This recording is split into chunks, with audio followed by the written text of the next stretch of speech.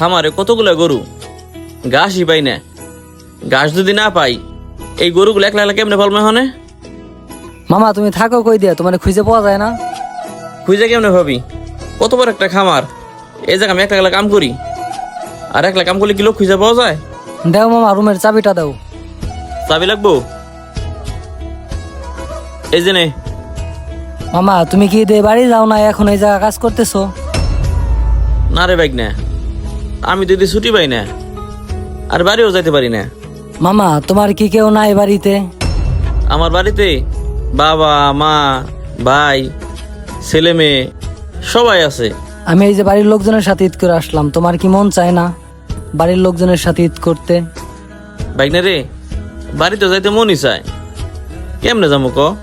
আমি তো ছুটি পাই না, কি করবো?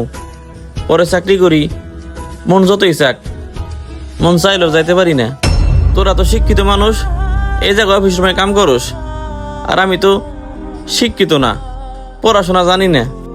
এই জায়গায় কাজ করি দেয়াশোনার কাজ, এই পুরে খামারটা আমার দেয়াশোনা করা লাগে, এই কাম হইলো আমার। তবে বাইক না, আমার না একটা জিনিস খুব কষ্ট লাগে।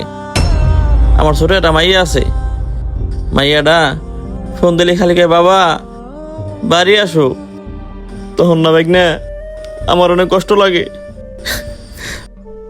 অনেক কষ্ট লাগে। তারপরও কি করবো, গরিব মানুষ, খামারে যদি কাম না করি তাহলে খামো কি? বাড়িতে টাকা পাঠাবো কেমনে, তারা খাবো কি? ওই চিন্তা কইরেই বাড়িতে আর যাই না, এনি থাকি কষ্ট কইরে।